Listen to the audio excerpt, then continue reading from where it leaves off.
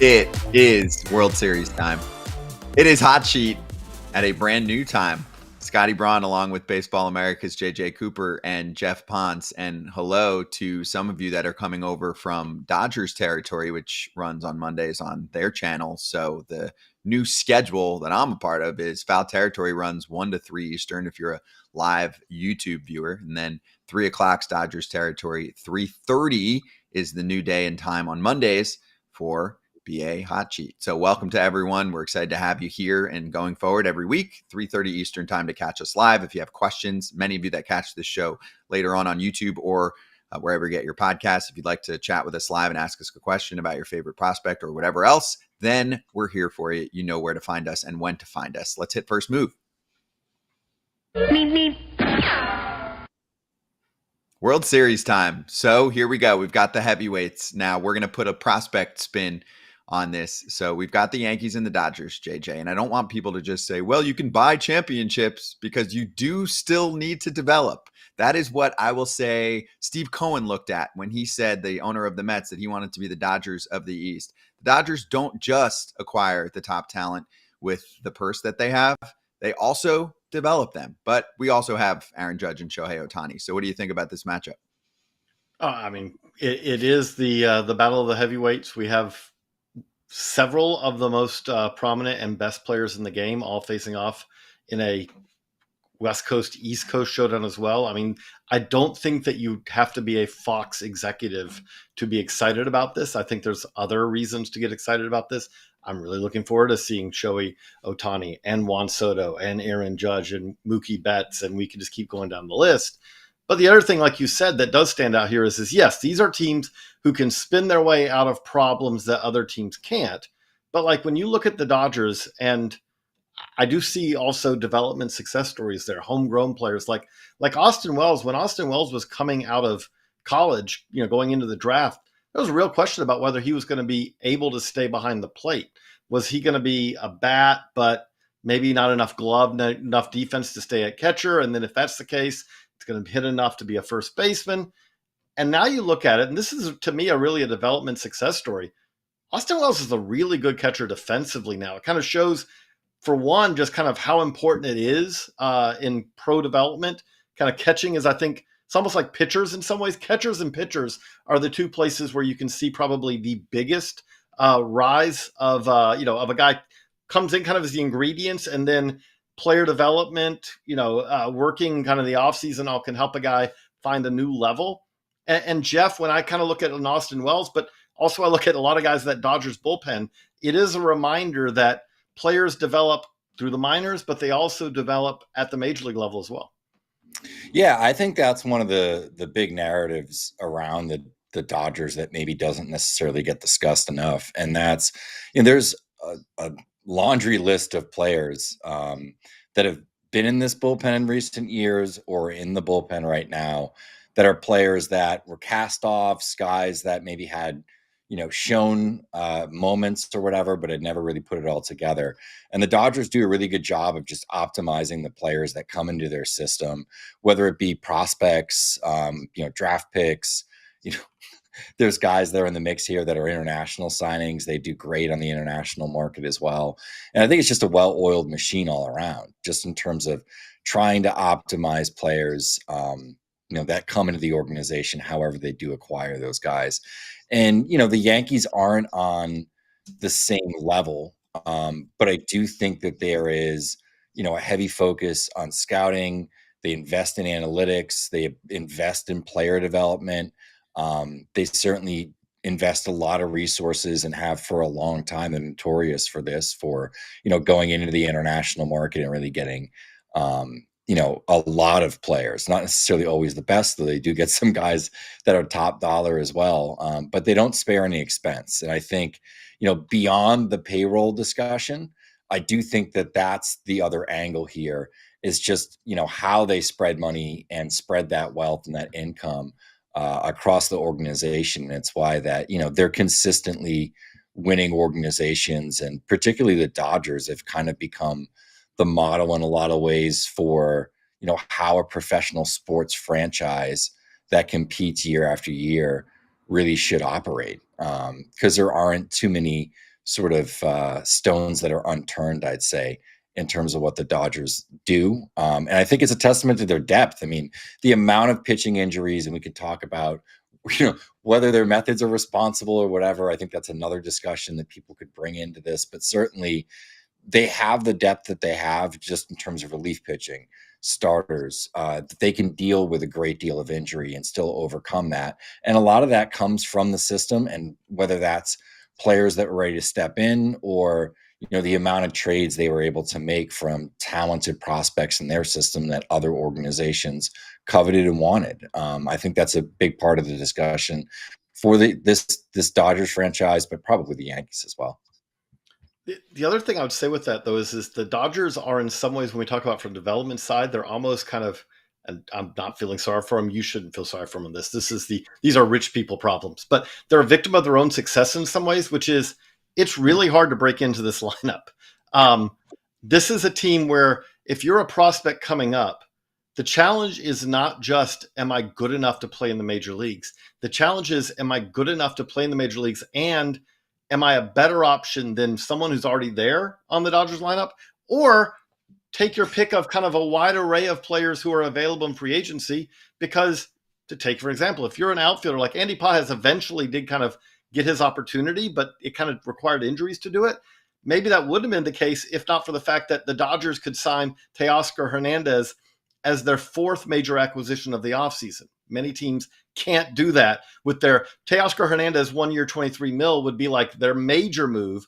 For the Dodgers, it's like, we're going to sign Ohtani and Yamamoto. We're going to trade for Glasnow, extend him, and we're going to basically add Hernandez as well. So that blocks a spot. We've seen this where really, as far as homegrown players, it's been really hard, especially on the position player side, for Dodgers position players to break in. What you're more likely to do is get traded. We've seen this with the catchers. We've seen this with Keibert Ruiz. We saw this with Thairon Lorenzo. We saw this with Michael Busch. There's a number of really solid Dodgers prospects who end up kind of getting blocked and then get moved to kind of help the club elsewhere. And the other thing, again, rich people problems. The Dodgers have rich people opportunities as well.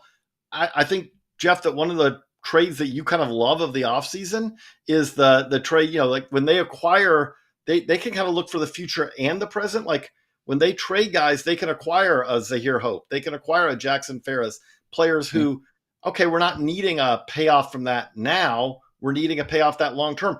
The player who turned around the Tigers season, the trade was when they acquired Trey Sweeney from the Dodgers, who's kind of, again, another guy who was blocked with the Dodgers. Yeah, and I mean, I'll add to this, JJ. You mentioned the position player versus the pitcher. The Dodgers obviously went through quite a few pitching injuries this year. So if you're a good arm and you deserve to be in the bigs, your chance is still quite high with the Dodgers. Yeah, the separation for me is when you talk to a position player off the record who's a good prospect, not like a one of one, top 20, top 30, 40, 50 guy on Baseball America's list, but a guy who should crack the big leagues. And you ask him, hey, which organization would you want to be on? Would you want to be on a club like the Yankees or the Dodgers in their farm system, but maybe it'll take you longer to get there? Maybe you don't crack that roster, so it took you some more time and they traded you. Or would you rather be on a team like, obviously the Angels are the easy answer. They call up guys earlier than maybe we've ever seen before.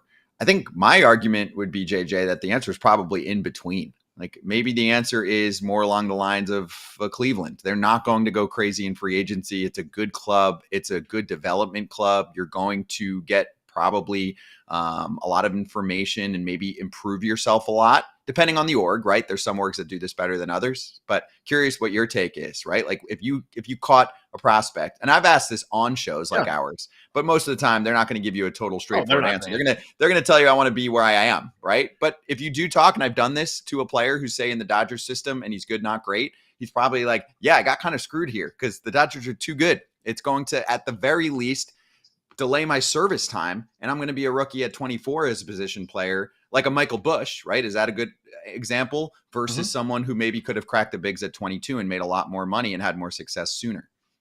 I'll take Michael Busch as an example. The Dodgers, because he was a Dodger, Michael Busch, the goal was kind of to try to make him into something that was going to be tougher for him. Can he be a third baseman? Can he be a second baseman? Can he have defensive value and not just be a first baseman? And a lot of that was because there really wasn't an opening at first base in LA. He gets traded, and the Cubs are able to just say, "You're a first baseman, here you go," and that kind of set him to go. I probably, if I was a prospect, I think that being a Rays or a Guardians prospect, someone like that, maybe throw the Tigers in there now.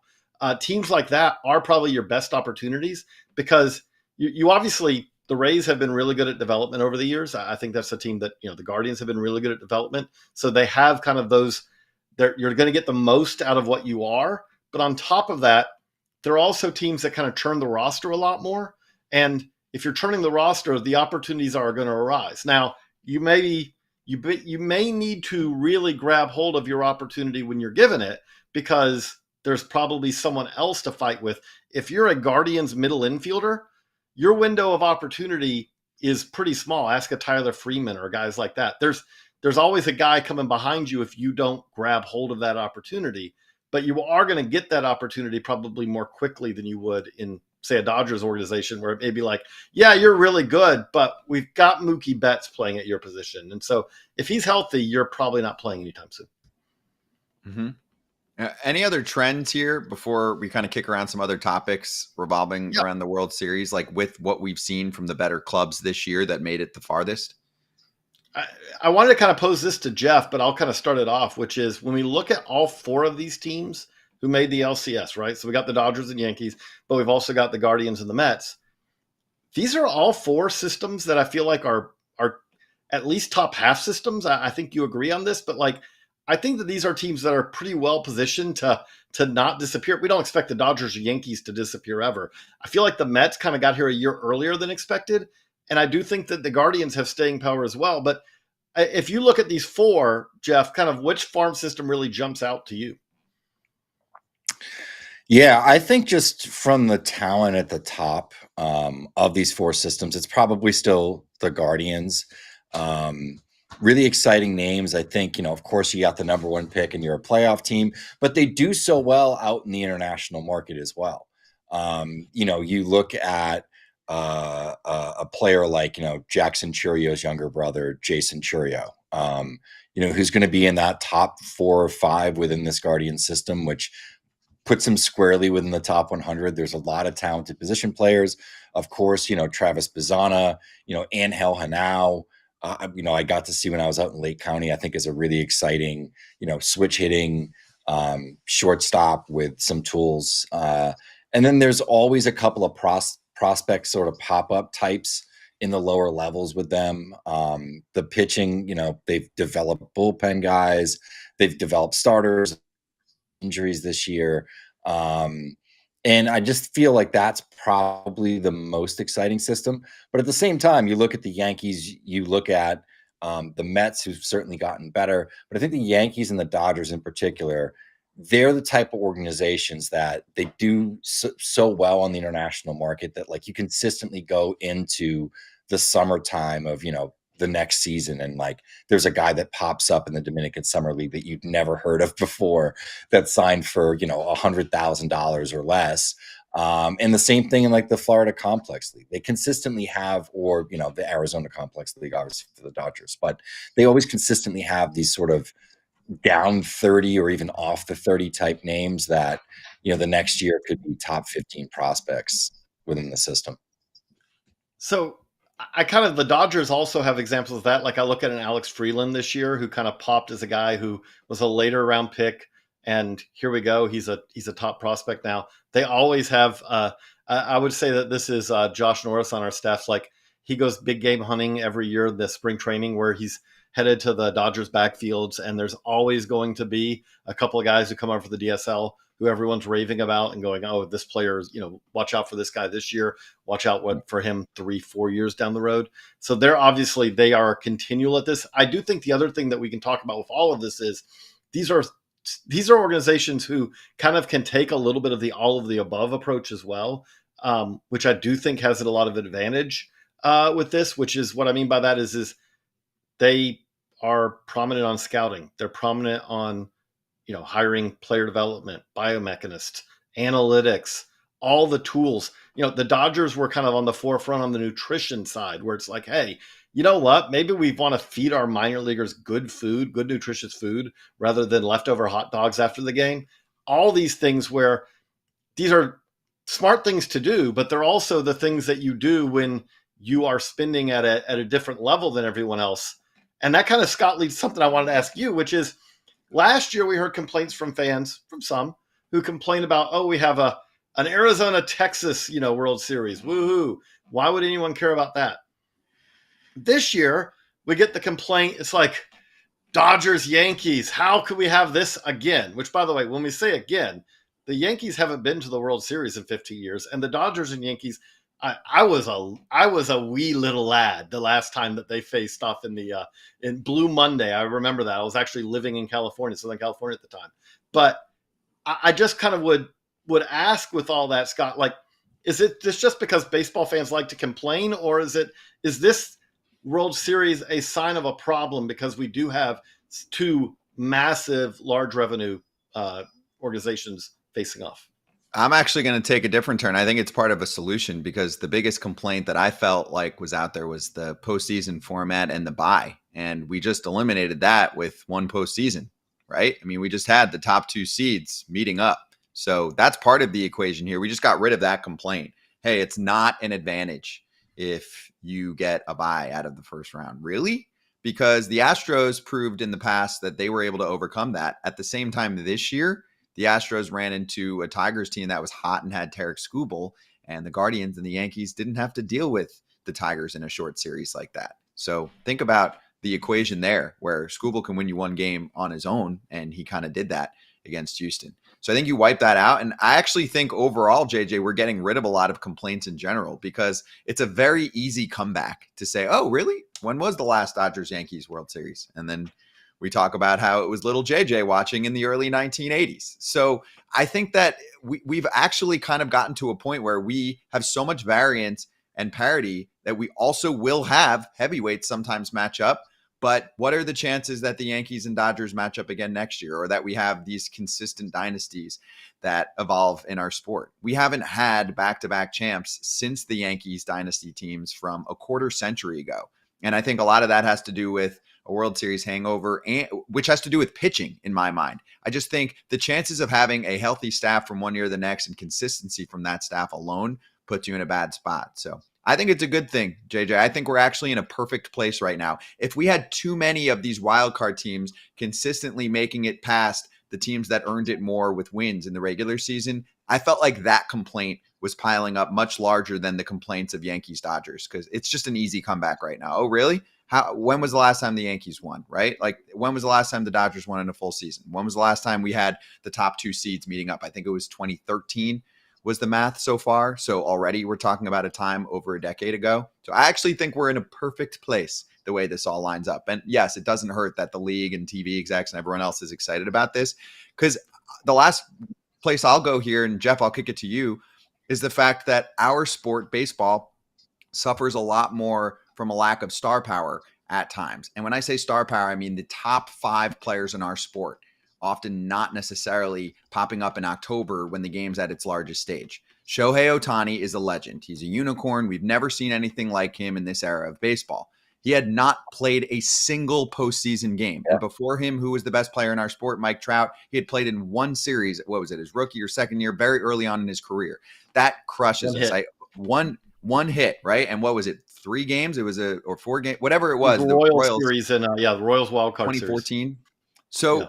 So to me, Geoff, that crushes our sport compared to the NBA. I mean, you never will have a case where you have like the LeBron of the NBA just not playing in the playoffs for a 10-year span. So thank goodness now we have Shohei Ohtani in a better position where the world can watch him. And when I say the world, I mean 13 million plus people watching in Japan, more than the ratings we're putting up in the USA. So I think, I don't want to say we needed this, but if we never have our stars playing at the largest stage, then we're doing a disservice to fans.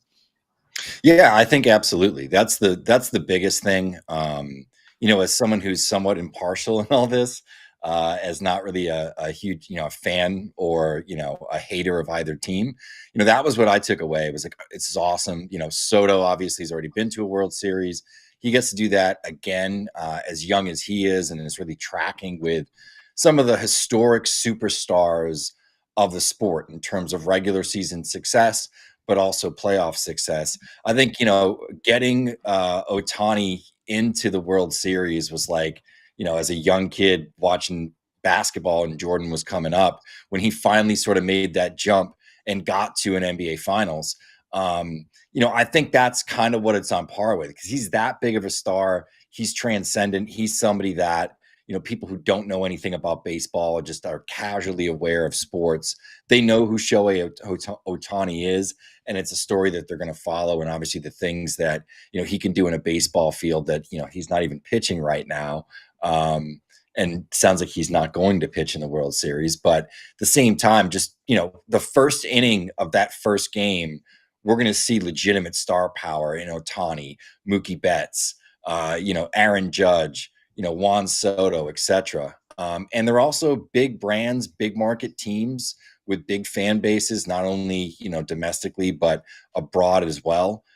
So I think this is in some ways sort of a dream matchup, just from the standpoint of, if this is a good series and these teams play up to their ability, it's one that I think, we're going to harken back to and look back on, for decades. And we haven't really had that sort of a matchup with star power, big markets, some history with the two teams, as I think they've played a dozen times or whatever, but really not in, my lifetime. I think I was born in 1982, so I haven't even really lived through one of these series in the sense that I can remember. And, I'm 40 something years old with kids. So I think it's good for the game. I think it's good just for the promotion of the World Series, the players, and these are the right guys to have there, especially, when you're looking at 3 of the 4 best players, from the season this year. Yeah. You mentioned it, Scott, like the NBA does have an advantage when it comes to this, because LeBron James by himself pretty much guaranteed that whatever team LeBron James chose to be on that year was probably going to be in the NBA Finals. It was from 2007 to 2020, he went 10 times. You had Cleveland versus Golden State, I think, 5 years in a row, I think it was at one point. In that Tom Brady's going to play in the Super Bowl most years if Tom Brady's around. If it's not, Peyton Manning's probably there. You have these sports where the stars kind of drive it much more than they do in baseball. That's where I'm going to be really interested to see this.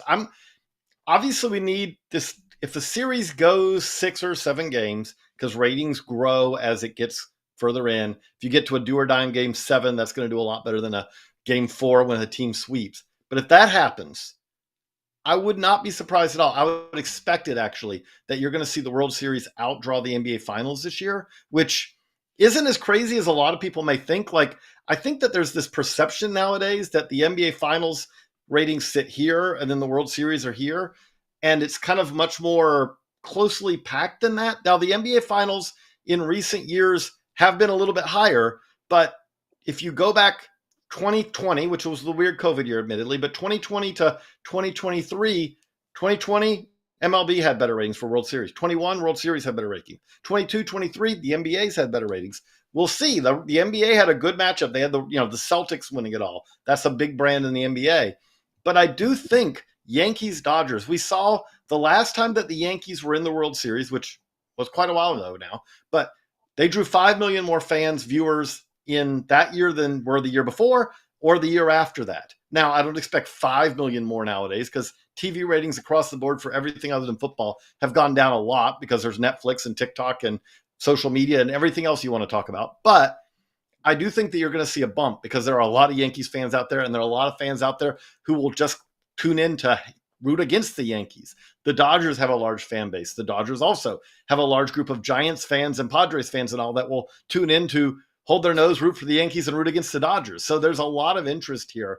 And I do think that this kind of adds all together to make this a really, not just a fascinating World Series, but a really important one. Because let's be honest, if the World Series this year does not outdraw the NBA Finals, it is kind of a clear sign that the NBA Finals now are on a different level ratings-wise. Why should you care about that as a fan? Because these things do play a part when TV contracts and all these things that do affect you as a fan. So I do think it'll be very interesting to see that.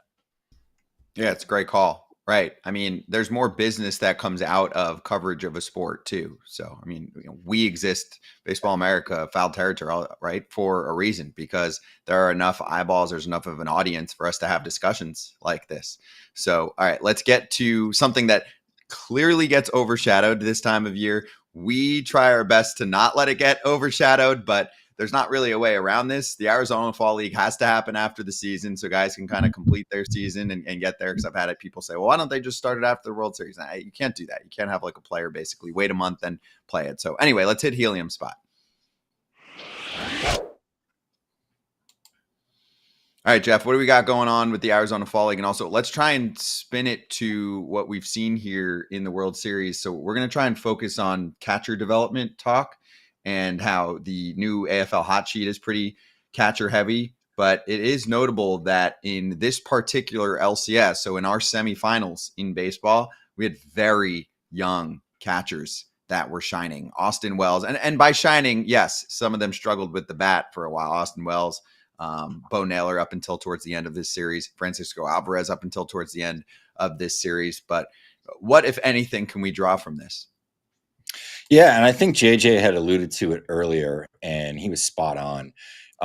Just in terms of, the types of players we're seeing come in and really learn to catch or develop as catchers, as professionals, I think the success rate over recent years and, some of the changes in terms of how guys set up one knee down is certainly something that JJ has championed and seems as if it's been accepted really across like every level of the game at this point. It's rare that you go to a game and don't see a guy in a one knee down setup pretty consistently.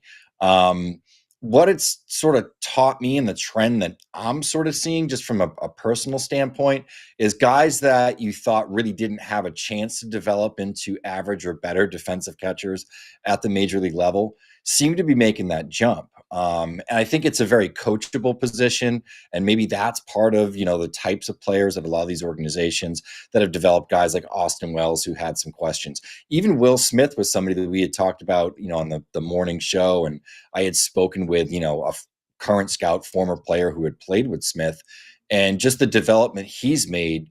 Now it's been some time as a catcher and a guy that maybe had a little bit less experience than others, historically would have in pro ball. I think we're seeing some big steps forward.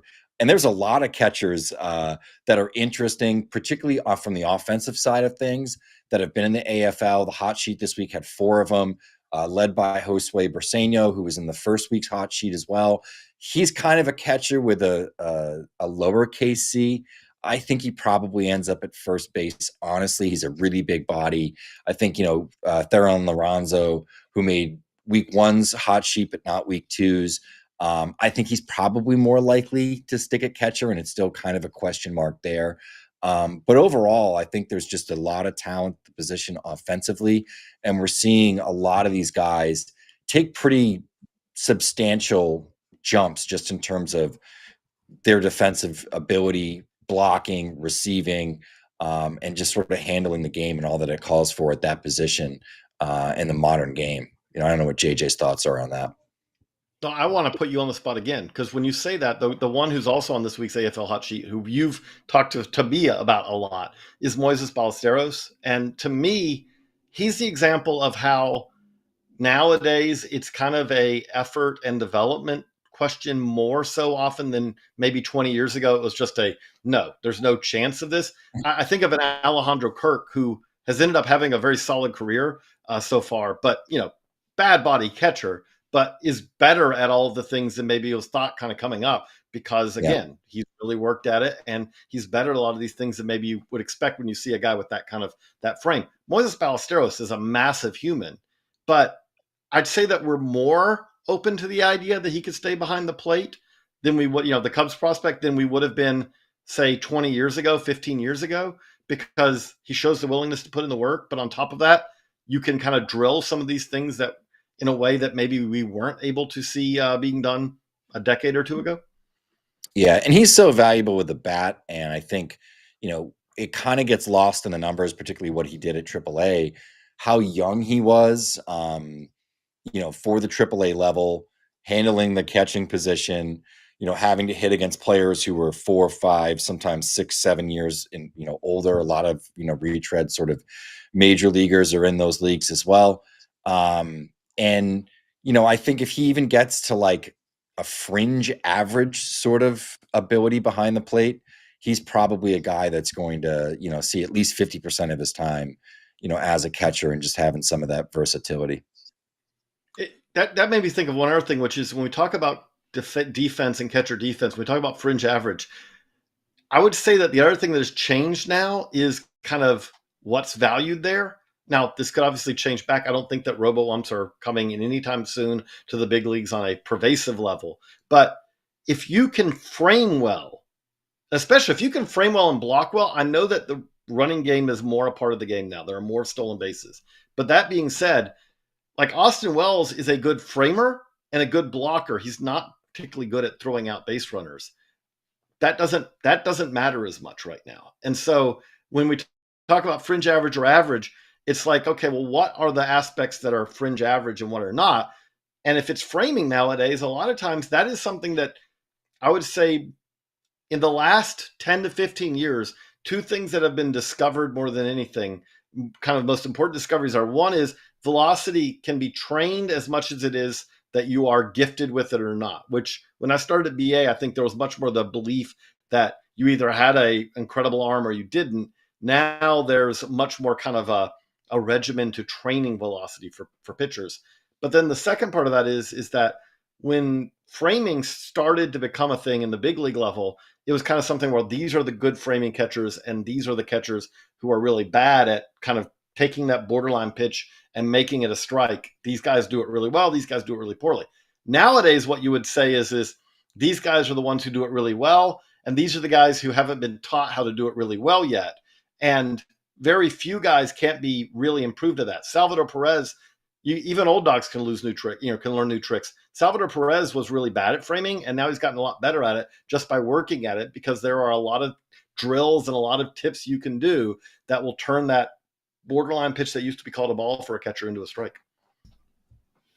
Oh yeah, it's good ball talk right there. And also for Dodger fans, I mean, yes, Will Smith is not as young as the others that we were just talking about, but obviously, like we mentioned, Dalton Rushing, pretty damn good prospect, puts yourself in a pretty good position for either depth or, like we mentioned at the top of the show, you got assets, you develop them.